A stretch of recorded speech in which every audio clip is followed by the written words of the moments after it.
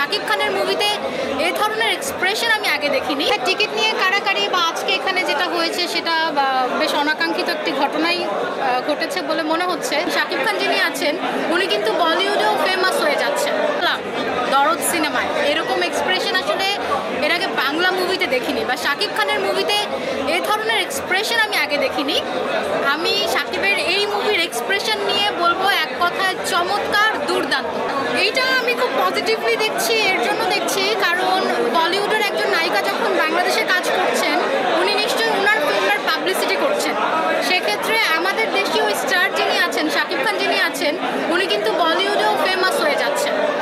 তো ওনার পরিধি আন্তর্জাতিকভাবে বড় হচ্ছে, বাড়ছে, এটা ডেফিনেটলি প্লাস পয়েন্ট। কে না চায়? আমাদের দেশের সিনেমা 80s 90s-এ যতখানি রিচ ছিল, মাঝে 20s-এ এসে ওটা পড়ে গিয়েছিল।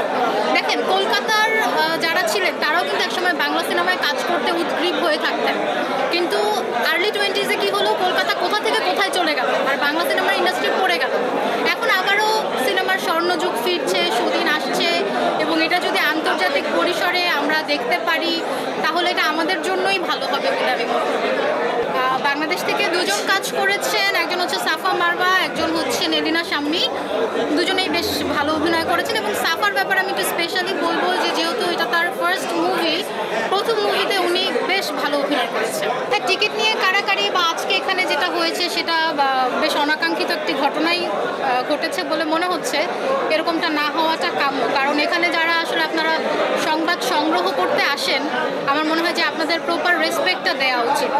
এবং টেলিভিশন ইন্ডাস্ট্রি বলেন, ডিজিটাল মিডিয়া বলেন, দুই পক্ষই কিন্তু সংবাদ সংগ্রহই করছে। তো এক পক্ষের সাথে আরেক পক্ষের মারামারি কাটাকাটি এগুলো না করে আমার মনে হয় যে সবার সাথে সবার মিলেমিশে থাকা উচিত।